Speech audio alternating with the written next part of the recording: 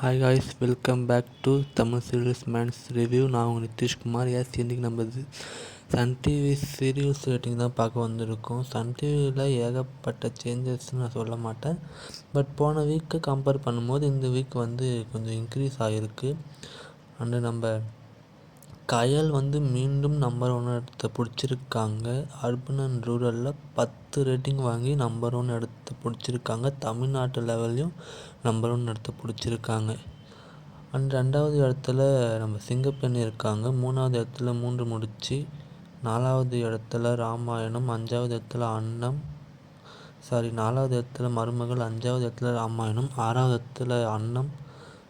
7வது இடத்துல எதிர்நீச்சல் இருக்காங்க. எதிர்நீச்சல் போன வீக்கை கம்பேர் பண்ணும்போது இந்த வீக்கு மரண அடி வாங்கியிருக்காங்க.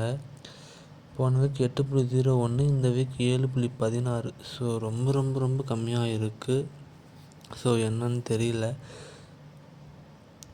ஏன்னா போன வீக் கம்பேர் பண்ணும்போது 6:30, 7, 7:30, 8, 8:30, 9 இன்க்ரீஸ் ஆகிருக்கு.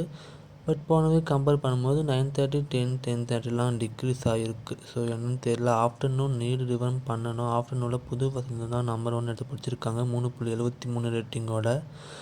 ஸோ பார்ப்போம் சன் டிவி ஆஃப்டர்நூனில் எதுனா சேஞ்சஸ் பண்ணுறாங்களா அப்படின்னு.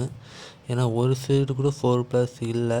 ஸோ வெயிட் பண்ணி பார்ப்போம் சன் டிவி என்ன பண்ணுறாங்க அப்படின்னு. உங்களுக்கு இந்த வீடியோ பிடிச்சிருந்தா லைக் அண்ட் ஷேர், சப்ஸ்கிரைப் பண்ணுங்கள். Thank you so much friend.